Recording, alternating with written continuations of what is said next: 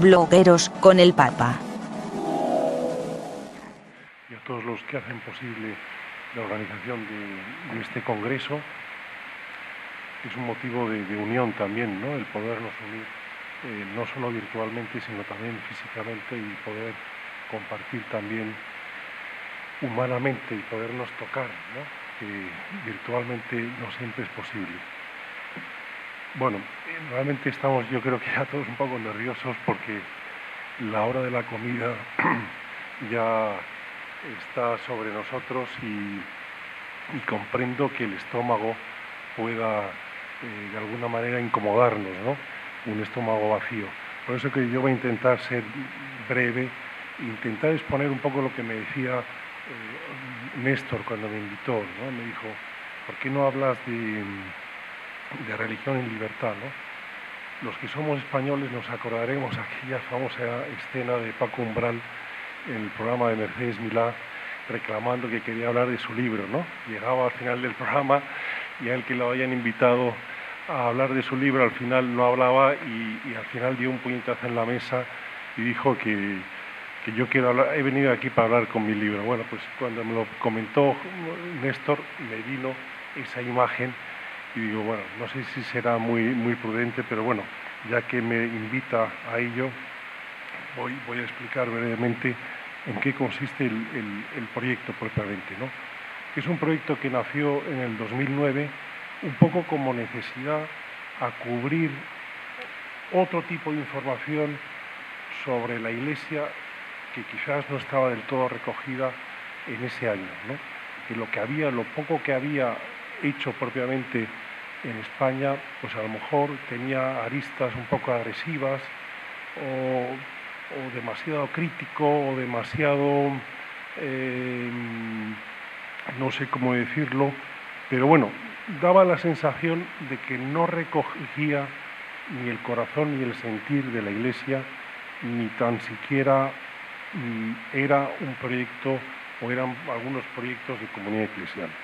Por eso que nos lanzamos a crear el portal de Religión en Libertad, y la verdad es que en todos estos 6 años prácticamente el Señor nos ha ido iluminando y nos ha ido llevando a algo que nosotros humanamente empezamos siendo un portal más de denuncia que de anuncio, un portal más combativo, y sin embargo el Señor nos ha ido poniendo en el camino para que sobre todo pudiéramos responder un poco a las necesidades de este momento, ¿no? En una sociedad, podríamos decir, donde ya ha pasado la cristiandad, donde casi podríamos decir que es postcristiana, donde la apostasía silenciosa está extendida no solo en Europa, sino cada vez más también en América. Y de alguna manera el Señor nos ha ido iluminando para que pudiéramos también aportar un granito de arena y poder desde el portal transmitir sobre todo anuncio, sobre todo esperanza, sobre todo fe, sobre todo el querigma, que de alguna manera es el cogollo de la nueva evangelización, ¿no? A esa sociedad que ya no quiere escuchar de Cristo ni quiere saber nada de la Iglesia, no se le puede abordar desde, a lo mejor desde el moralismo o desde la ley o desde imposiciones, sino hay que abordarla como hacían los primeros apóstoles cuando salieron del cenáculo, ¿no? Dios te ama, Cristo ha muerto por tus pecados y quiere rescatar tu vida, tu sinsentido,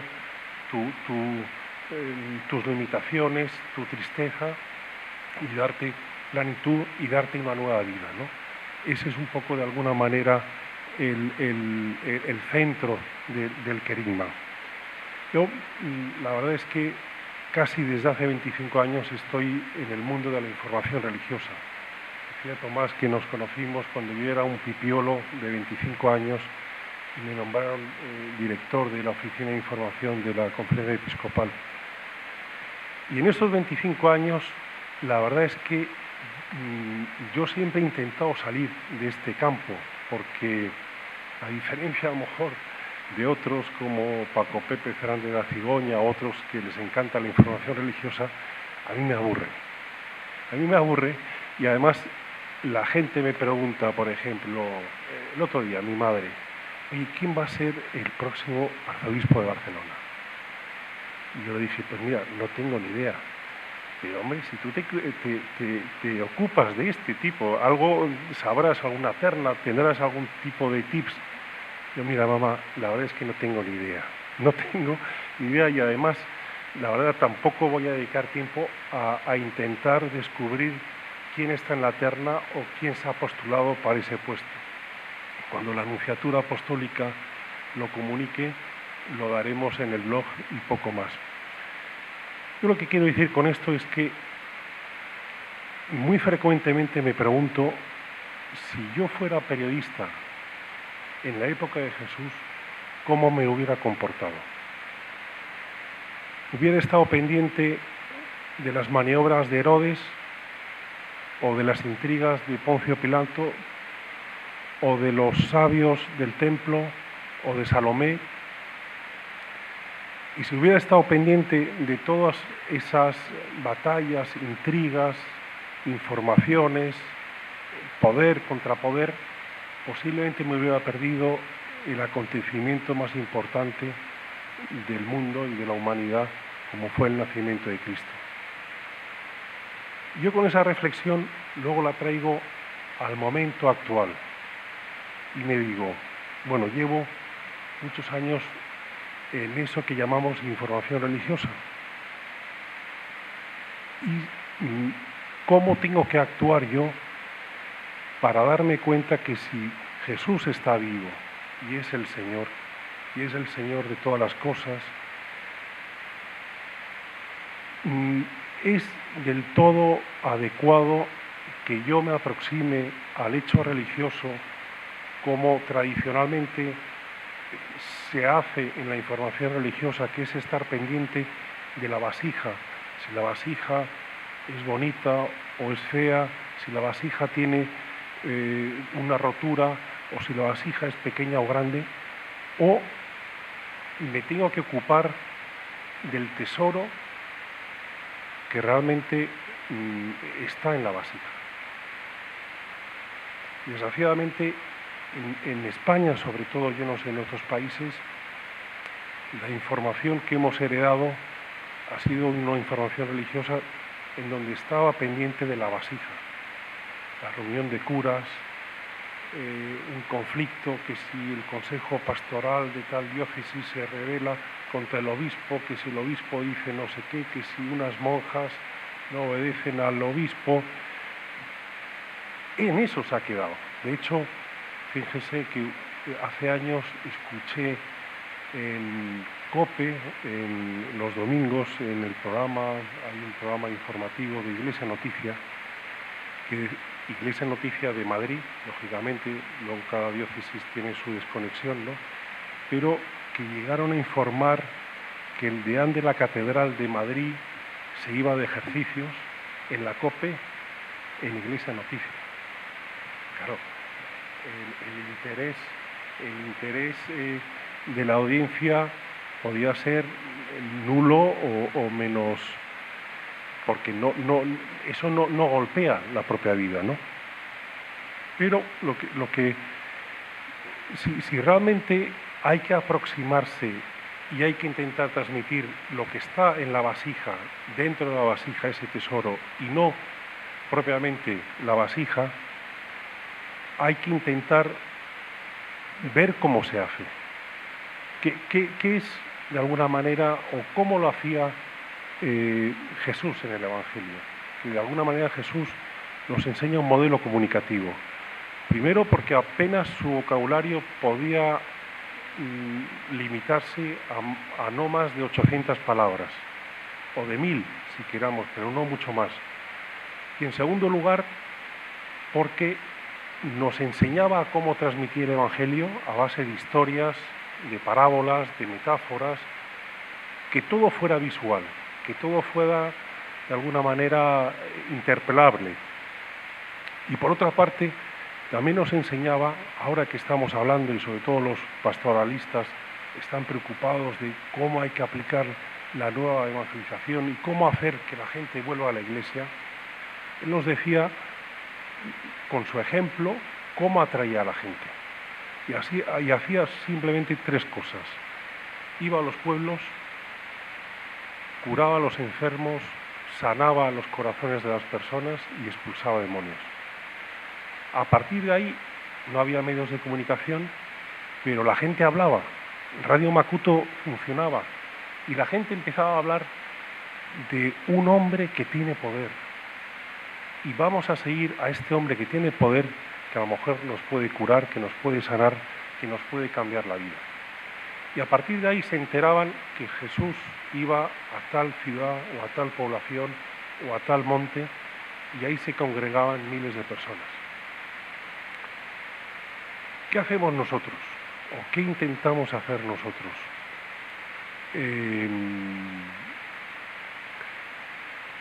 Ser de alguna manera notarios o altavoces de los milagros, de los signos palpables de que Jesús existe y de que hoy obra también ese poder entre nosotros.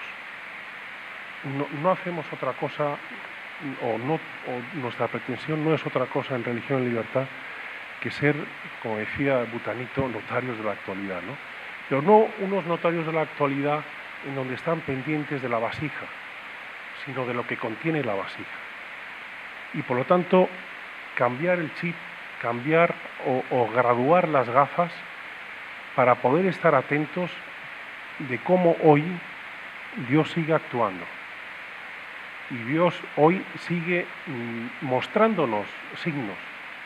Decía Pascal que si Dios no nos mostrara signos a lo largo de la historia, racionalmente no podríamos creer. El hombre necesita creer, necesita ver.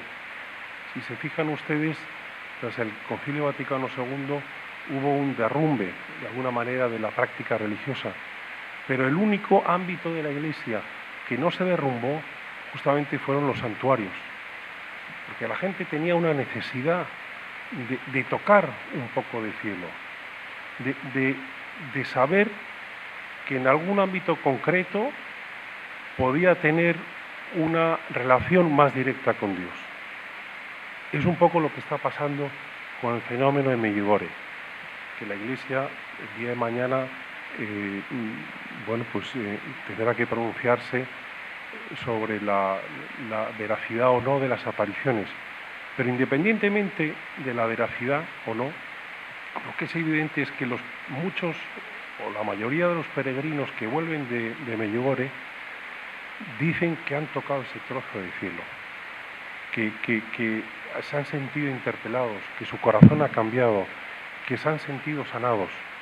Fíjense ustedes, si no, cómo en los años 50 y 60 en Italia, el fenómeno que produjo el Padre Pío en San Giovanni Rotondo, como un capuchino en una población perdida del sur de Italia, apenas un pueblo de no más de 300 habitantes, hizo de imán para que toda Italia, entre comillas, una importante parte de Italia, viera que ese hombre era un hombre tocado por Dios, era como un meteorito que Dios había lanzado y nos había dejado en la tierra, y que ese hombre de alguna manera nos podía ayudar a sentirnos plenos, a tener ese cielo o ese paraíso también en la tierra. Y así, con muchos signos que Dios nos regala todos los días, con mucha gente santa, de iglesia, religiosas, de sacerdotes, de seglares, pero sobre todo viendo cómo Dios está haciendo milagros y está haciendo grandes obras. Algunos nos dicen, bueno, esto,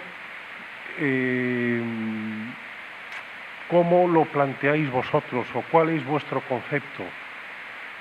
Para nosotros lo hemos bautizado de alguna manera como un periodismo de evangelización.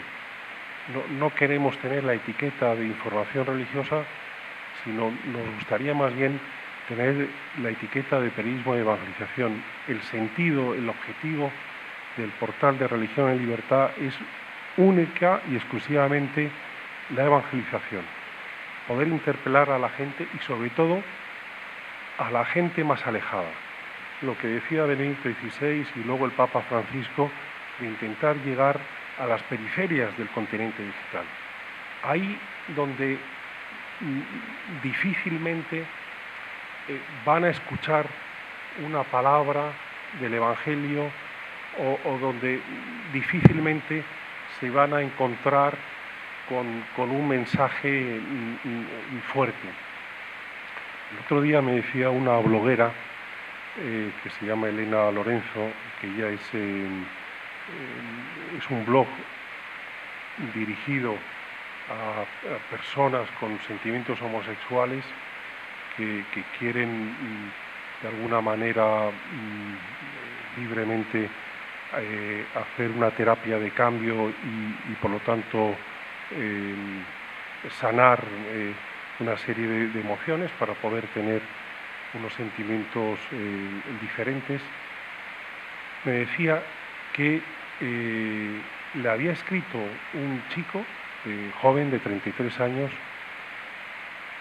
con sentimientos homosexuales que había entrado en un foro gay en busca de sexo rápido y que alguien en ese foro le dejó un link de Religión en Libertad, simplemente con el mensaje de aquí tienes esto, léelo, te puede ayudar y si te ha ayudado, reza por mí. Bueno, pues esa persona lo leyó, el Señor derramó su gracia y su misericordia y a partir de ahí se puso en contacto con esta Elena Lorenzo para decirle, oye, quiero replantear mi vida y quiero de alguna manera dar un vuelco a mi vida y entrar en esa terapia del cambio. Eso para mí ya justifica todo el esfuerzo que significa el hacer el propio portal, los colaboradores, los problemas económicos, etcétera, etcétera, ¿no? El haber podido llegar a ese tipo de periferias y que el Señor, a través de nuestro pobre instrumento, le haya llenado de ternura y de misericordia, que esta persona u otros hayan sentido el amor del Señor en su vida, eso para nosotros ya justifica todo. Es, de alguna manera, el sentido de nuestro trabajo. Ese es un poco lo que les quería comentar de nuestro portal y sí que les pediría, como en el mundo todo es mejorable y de alguna manera ese tipo de proyectos tienen que ser enriquecidos y cuanto más gente pueda opinar y aconsejar, como por ejemplo ayer Néstor me aconsejaba para crear una sección específica y que había que poner a tal bloguero y a tal otro y realmente encuadraba perfectamente en algo que estábamos buscando. Yo sí les pediría, cuando tengan tiempo en el futuro, si pueden enviarnos algún tipo de sugerencia, de nueva idea o de crítica también, para que podamos matizarlo y encauzarlo, sería ideal. Nada más, muchas gracias y nos vamos a comer ya, que ya es tardísimo.